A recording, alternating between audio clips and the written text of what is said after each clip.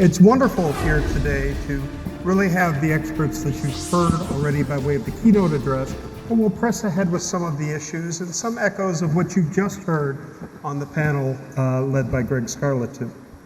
And so we'll begin with a question in the context of the relationship between Korea and the United States. We'll ask Ambassador Lee to situate human rights for us in terms of how Korea approaches the United States and what you see in terms of the benefit for our relationship together. Well, as I said in my keynote speech, there has a COI report in 2014. Although that was initiated by the international NGO supported by the United Nations, I think still United States and South Korea and like-minded countries was serving as a stepping stone to pushing through the COI report in 2014. But as I mentioned, unfortunately, with the previous South Korean government and the Trump administration appears to, but they didn't cooperate, outspokenly, but I would say they cooperated to silence the problem of North Korean human rights in hopes of reconciling with North Korea in a way to deal with the denuclearizations. So at that time, unfortunately, kind of a cooperation or consensus between South Korea and United States aggravate the situation of North Korea and lost the momentum that was made by COI report in 2014. Now, 2023, well, Biden administration came in 2021 and highlighting importance of democracy and human rights. And in 2022, the Yoon Suk-yeol government came into the power and then emphasizing value-based diplomacy and by highlighting the closer relationship between Korea and US. So those two countries' alliance becoming very stronger, but not necessarily only focusing on military alliance, but that goes beyond what they call comprehensive strategic alliance, where human rights issue is one of the important agenda. However, as you see in the historic Camp David summit last August, although they touch upon the importance of the human rights, probably because I am an ambassador on the human rights issues, probably I want to highlight, or probably it's not sufficient enough to touch upon the issue of the human rights issues in Camp David statement. So hopefully from this point on, hope the US and South Korean government can, based on those Camp David summit statement, hopefully we can mainstreaming the human rights issues when we are dealing with our future cooperation. Particularly, we both are very much interested in the rule-based international order, where human rights and freedom and human dignities are very important. So hopefully Julie Turner and myself can be a stepping stones to push forward our mutual government to mainstreaming the human rights issues in the foreign policy agenda, particularly North Korean human rights issues. Thank you, Ambassador Lee. And that look you gave her means a lot, because Ambassador Turner, you are the personification of U.S. commitment on this, and it took a while to put an ambassador for human rights into place, but you were confirmed and now are serving in this capacity. How do you see it in terms of a definition of the alliance in broadening security to really include human security and the issue of human rights as a U.S. priority in the alliance? Thanks, Dr. Norper, for that great question. While security has been the foundation of the US-ROK alliance, there are many other things that factor into that alliance, and that includes the people-to-people ties, which we see through the Korean-American representation here in the room today, as well as other linkages between our two countries. But one of the other underpinning concepts in that ironclad alliance is the shared values between our two countries, free and open democratic societies. I think the Summit for Democracy, as the ROK government takes on the leadership of the Summit for Democracy in the coming year, symbolize that joint effort to promote these values, and human rights being one of them. In the last month, we've restarted the U.S. ROK bilateral consultations on North Korean human rights. Human rights was referenced in the Camp David summit, particularly as it relates to POW, abductee, and detainee families. As well as in the state visit earlier this year in April, the joint statement put out by our two leaders emphasizes our shared commitment to free and open societies. It emphasizes our concern, our condemnation of the human rights violations in North Korea, and what will hopefully be continued close cooperation going into the future to bring about concrete change for the North Korean people. And I very much do appreciate the close contact and collaboration that I've had with Ambassador Lee. We have been doing many speaking engagements together. We are constantly in communication about how we can carry forward both the values that are underpinned in the alliance and under the Universal Declaration for Human Rights. Thank you, Ambassador Turner. Ambassador Tan, you have, as you mentioned in your talk, just come from Seoul and have served, both as an ambassador on issues that concern this in the prior administration, and now you represent a voice on the SAGES group, the elders who are advancing this along with the Commission of Inquiry investigators who were welcomed by President Yoon Suk-yeol during the course of your meetings there in Seoul last week. How do you balance issues of security and human rights?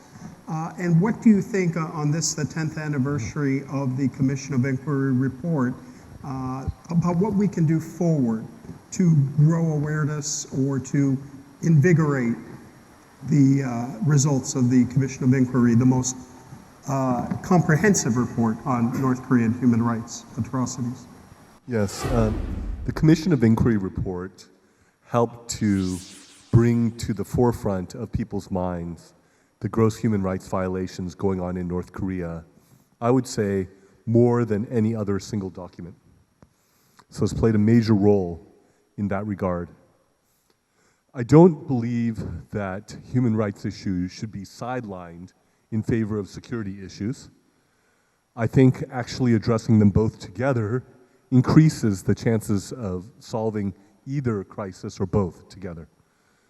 And so there has been a history of sidelining human rights in favor of security, and that does not help because the Kim Jong-un regime fears prosecution. They fear prosecution. And so one of the things I said in Korea is that Korea, based on their constitution, everybody on the peninsula is a Korean citizen, including everyone in North Korea. And they can engage in an in absentia indictment, which means an indictment can happen without any of the North Korean defendants being present in South Korea. If that indictment happens, then there could be a warrant for the arrest of, say, Kim Jong-un. And that would cramp his ability to travel, his ability to go to other countries.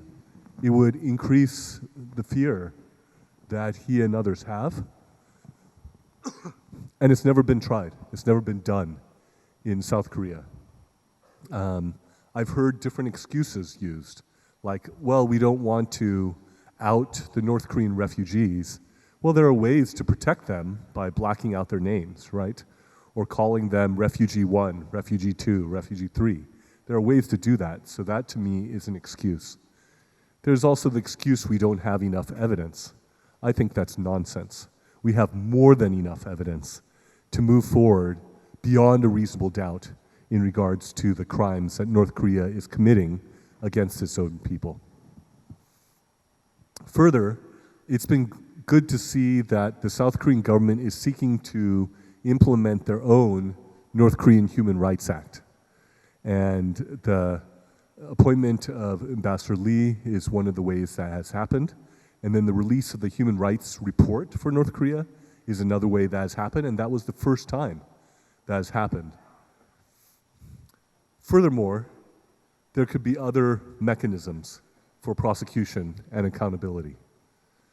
There can be a hybrid tribunal that is part international and part domestic, set up to try to prosecute those most responsible for the worst atrocities. Concurrently, there could also be a Truth and Reconciliation Commission set up for those who are least culpable for these mass atrocity crimes.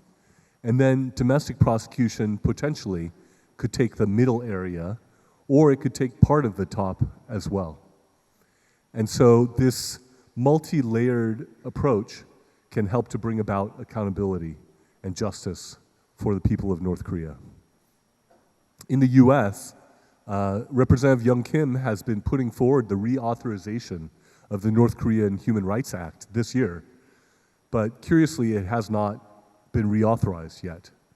And also, there has been limited implementation of what is in it, and so a full implementation of a renewed and reauthorized North Korea Human Rights Act in the United States. And by the way, this is very much of a bipartisan issue. Generally, these sorts of votes have little to no opposition from either party. And so, unlike in Korea, there is a lot of unity in America politically around these issues. And so I do want to point that out on the positive side. There are several times that North Korean human rights issues have been raised with the UN Security Council. I believe that should continue. It's been raised in the UN General Assembly. I believe that should continue. It's been talked about in the Human Rights Council. I think every avenue to get the word out, to let people know, the better, as far as I'm concerned. And so these are some of the steps that can be taken to address North Korean human rights issues. Thank you, Ambassador Tong. And let's move from that very comprehensive legal perspective and the insights of an accomplished jurist to really your boots on the ground as a U.S. Marine and now as an analyst par excellence. How do you situate it relative to your definition of security? You've seen that hard security reality, but how do we pull human rights into your definition? And how do we do that in the context of the neighbors? You've spent a lot of time on Japan, on China. How do we place this as a regional issue as well as an issue for the United States and Korea? Okay, well, thanks very much. The way that I would look at it is that warfare, security, defense, it is at least half psychological. It's at least half political. It's not just a question of hardware and numbers of troops and aircraft. You have got to consider the other parts of this. And that's where human rights fits in. And I would say that human rights should be an issue of equal importance as nuclear weapons, as missiles, particularly when it comes to the North Korea issue. Now, how so, when looking at it from, say, a military perspective? Well, the first thing is you have got to have people people understand why you're fighting or why you might have to fight. And that includes both your own military, but also your public. You want them to understand exactly why you need to do this. And it's not just because we feel like it, but rather when you can articulate the nastiness of a regime, the human rights atrocities, as part of the reason why we are fighting. And the Americans did something like this in World War II, the Why You Fight series of movies. But you have to articulate that so the public will support what you do, and human rights is one very important aspect of that. Also, you want other countries and other publics, other peoples to support what you're doing. And once again, if you say, well, we want to do it because they're bad, well, that isn't quite enough. And you have to be able to clearly lay out exactly what the human rights issue is here. And this is something that is important to a certain type of nation, which is our kind of nation, the free nations. Other nations don't. It's not as big an issue. But to us, it's absolutely important. And if you make that case that this is about human rights, in part, that you can bring other countries, other public populations onto your side. And you can bring across the people who would otherwise aid and abet, say, North Korea in this case.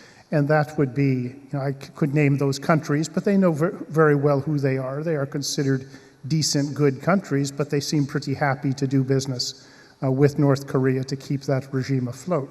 But by publicizing this, and you constantly make the case through different channels, you keep that human rights front and center. And you don't do like unfortunately some administrations have done, said, well, this is just a question of nuclear weapons. We'll take care of human rights later.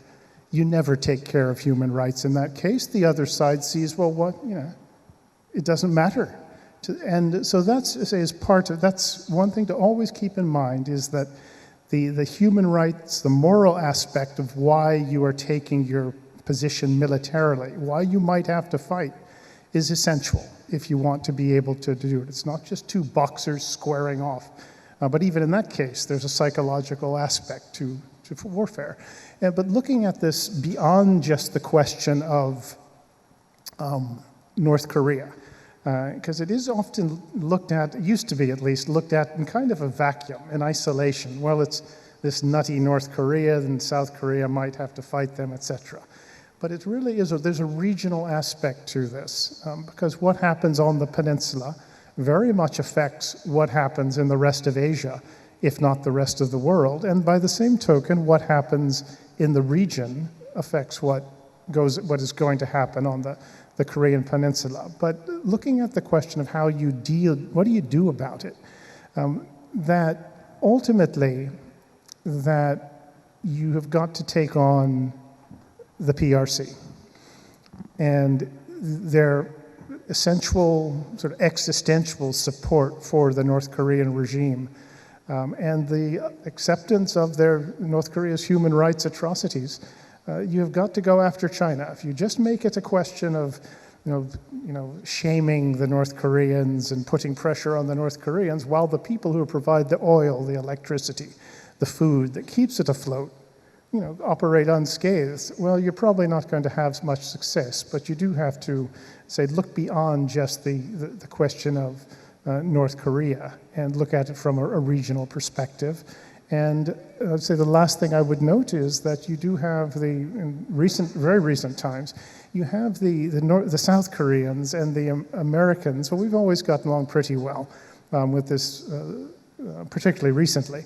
But this move towards improved relations between South Korea and Japan, and something of I wouldn't call it an alliance, but certainly some pretty good cooperation. This is very important. And it really is something to be applauded and credit where it's due in all quarters. And the last thing I would note is that one often, particularly on you'll often hear that, well, the North Koreans and the Chinese, they don't care. Yeah, you can criticize them, but they don't care. But actually, in actual fact, whenever we have made human rights a key issue and have really pushed it, they don't like it. And which tells you that you're doing something right. So those are just a few ideas, and once again, it's not just a question of hardware, but it's very much a psychological, political aspect to all of this, and human rights needs to be, as I say, front and center, even when the military is thinking about it. So. Ambassador Lee, these issues are complex. You've outlined a number in your address today. We've heard some of that complexity in the testimonial a moment ago. And Grant has just mentioned nuclear. You said something in your address that may have caught some ears here about looking at the nuclear issue from a human rights bent, that there is a vulnerability associated with human security. And so I'm wondering, as you prioritize the plethora of issues, the endangerment to women, the threat now posed by nuclear, others, how do you see, for example, that one on nuclear as an issue? It's one we've heard less about. but you're really providing a much broader expanse to how we define these human rights concerns. I think we have to, in the first place, think about what is the intention of North Korean regime to develop the nuclear weapons.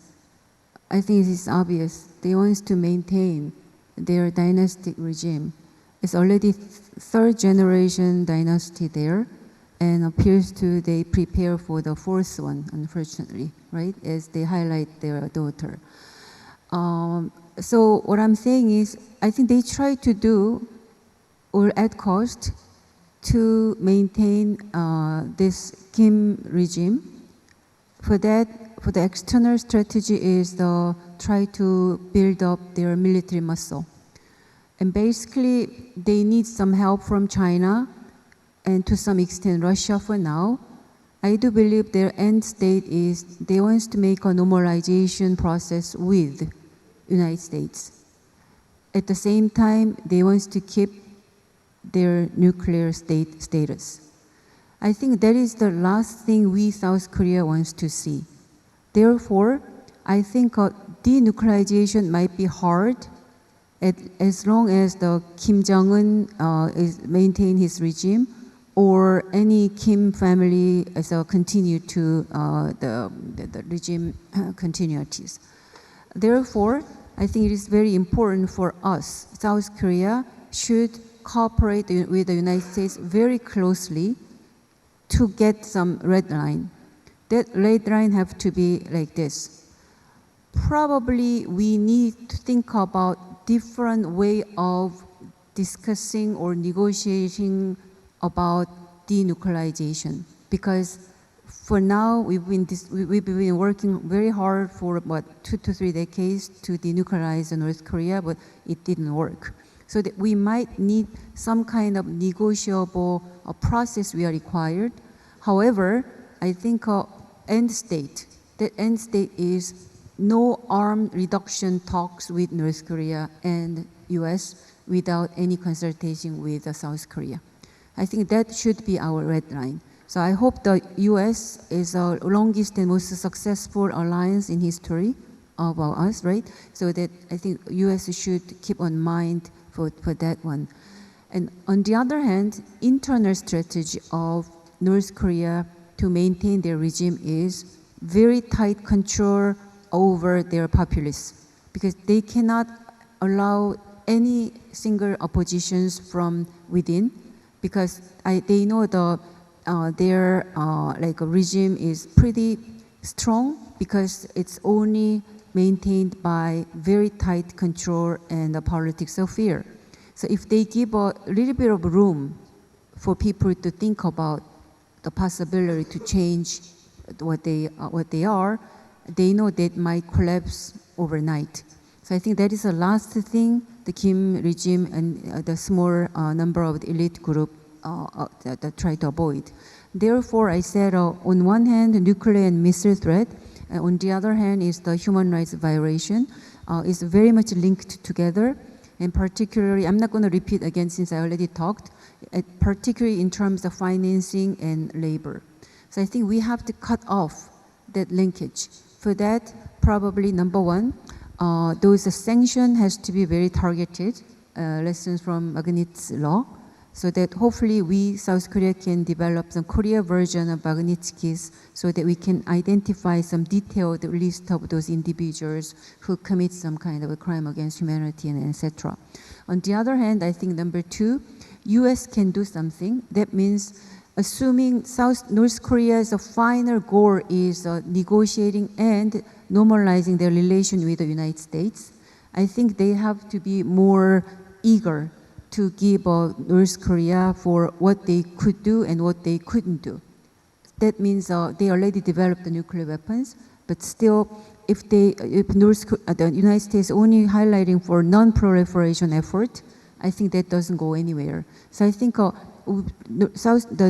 US government should be very clear about denuclearization is our final goal. In that sense, I am pretty concerned about the next US president election outcome, because it might just withdraw us back to what happened in 2008 18. So this is very complex manners, but still to understand what happened, why they try to build up the nuclear weapons has to be understood in terms of both human security perspectives or the broader comprehensive security perspectives.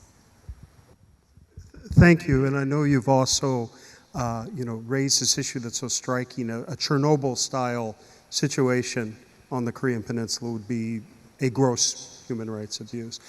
Given what you've just said, complexity, Ambassador Turner, we have an incredibly complex global reality right now. It's been mentioned earlier in this session.